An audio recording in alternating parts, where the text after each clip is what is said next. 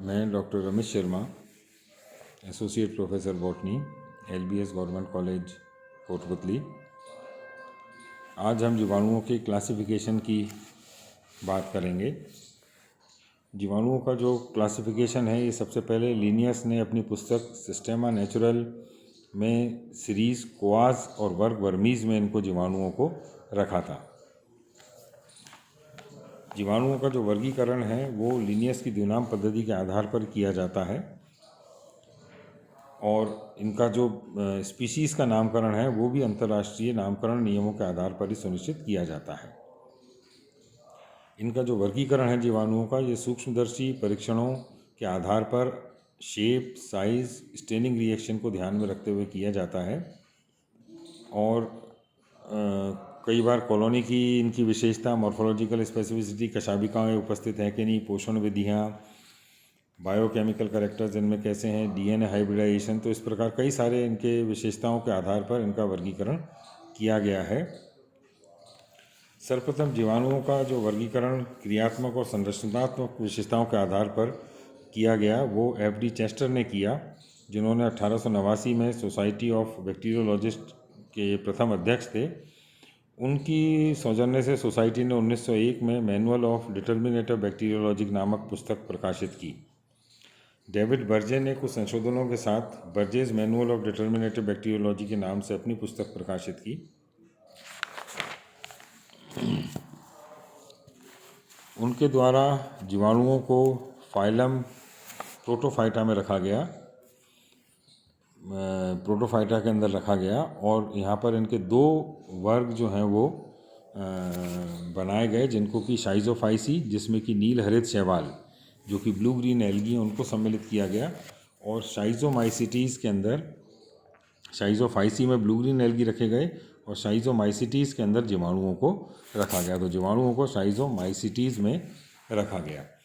ये जो शाइजोमाइसिटीज़ है इसको 10 ऑर्डर के अंदर विभेद किया गया। 10 ऑर्डर इसके बनाए गए।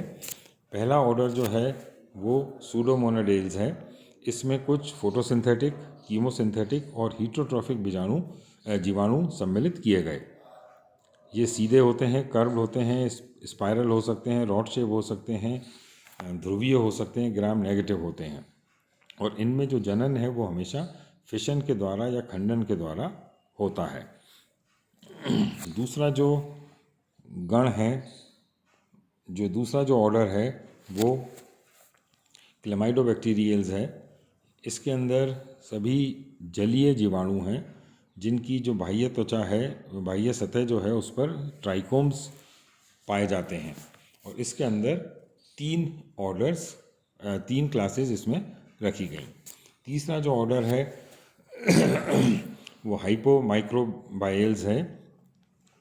इसमें जो जीवाणु की आकृति है वो गोलाकार से नाशपाती के आकार की होती है, ग्राम नेगेटिव होते हैं, जल में या कीचड़ में पाए जाते हैं, और इनमें जनन बडिंग के द्वारा होता है। इसके अंदर 2 फैमिलीज़ हैं।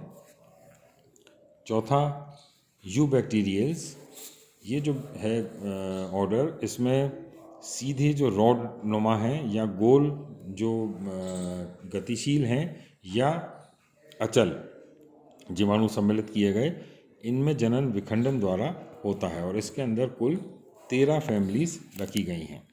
पांचवा जो है वो है एक्टिनोमाइसिटेल्स। इसके जो सदस्य हैं वो तंतुवत होते हैं, फिलामेंटस होते हैं, शाखित होते हैं, ब्रांच होते हैं, और इनमें जनन जो है वो कोनिडिया या ओइडिया के द्वारा, ओइडियोस्पोर्स के द्वारा होता है। इसके अंदर कुछ 4 फैमिलीज़ रखी गई।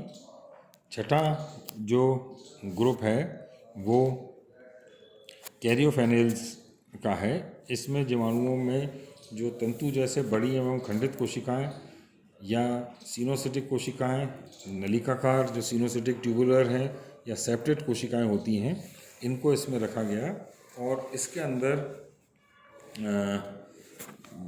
कुल 3 फैमिलीज इसके अंदर रखी गई हैं।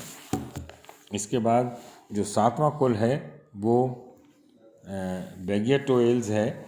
इसमें जीवाणुओं की केवल जो एकल कोशिकाएं हैं या सामूहिक तंतु रूपीय फिलामेंटस हैं, वो संरचनाएं इसके अंदर पाई जाती हैं।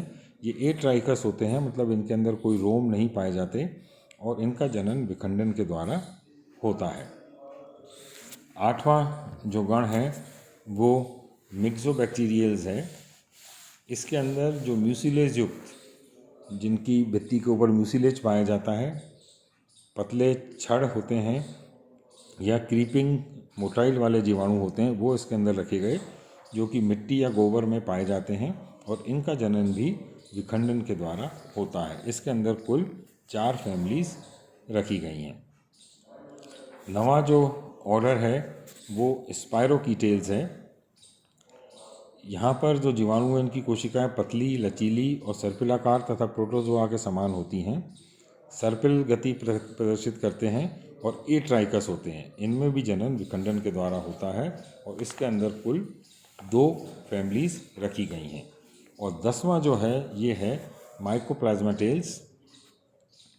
इनमें जो है कोशिकाएं फ्रेजाइल होती हैं, छोटी होती हैं, फिल्टरेबल होती हैं, छनने योग्य होती हैं, बहुरूपी होती हैं, प्लियोमॉर्फिक, अचल होती हैं, उनमें कोई मूवमेंट नहीं है और ग्राम नेगेटिव होती हैं। इसमें केवल एक फैमिली रखी गई है, माइकोप्लाज्मेटेसी, इसको इसमें सम्मिलित किया गया है।